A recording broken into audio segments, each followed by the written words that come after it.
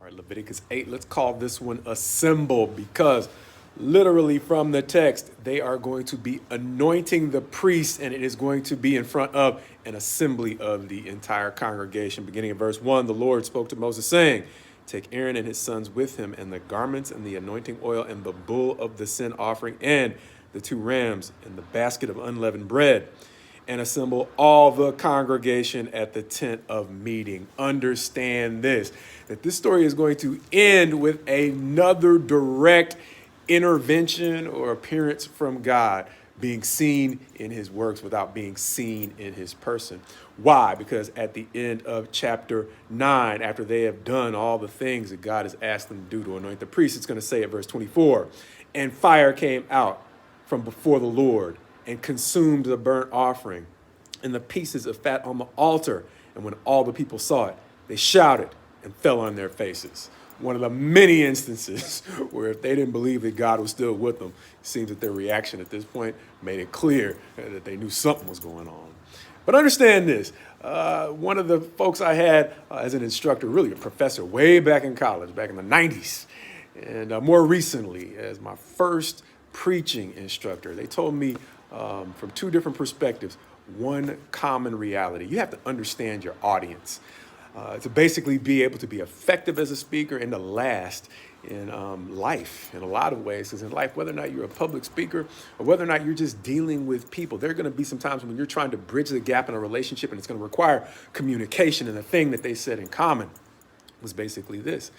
You have to understand what people are willing to hear. Why? Because the things that people are capable of learning are typically going to be limited by what they want to hear. And why is that important at this point in the story? Because at this point, they have not only lived through the 10 plagues in Egypt, in the land of Goshen, being protected from the hardship that was brought to Egypt in response to the hardship that they brought to the children of Israel. They've not only heard God literally speak in his own voice to Moses before giving the 10 commandments, specifically saying that he's doing that to give his endorsement to Moses. But now at the ordination of Aaron and his sons, they're going to see fire from heaven literally come out and consume what's been presented before them at this great occasion. And it's not going to satisfy the people. Why? Because by the time we get to the end of Numbers, God is going to continue to have worked miracles before them, but they are still going to be challenging whether or not Aaron and his sons are the legitimate priests. Likewise, whether Moses is the legitimate leader of the people. What is the lesson for you? There are going to be times when no matter how reasonable you sound, you are not going to be able to bring down fire from heaven. You are not going to have the voice of God speaking on your behalf to endorse you. So no matter how reasonable you are, you have to understand what your audience is willing to hear just for your own peace of mind. But on the flip side, you are not going to have the luxury of fulfilling your obligations either in life or to God if you use the unwillingness of people to hear as a limitation on what you are willing to speak.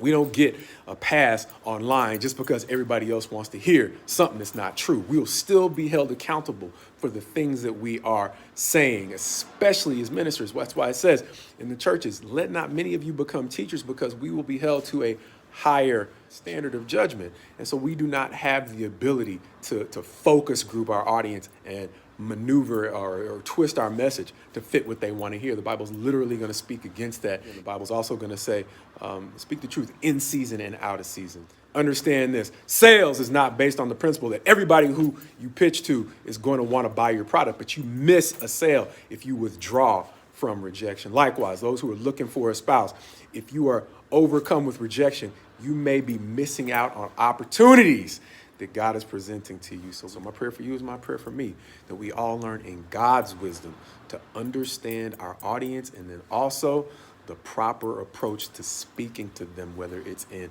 public or in private. But moreover, when your rejection has nothing to do with the quality of what you're saying or the accuracy of what you have to say, that we learn to overcome rejection so that we can still find those yeses, especially those yeses from God, even if they seem to be buried in a sea, or, as our title says, an assembly of no's. God's best to you as you go forward in him, though.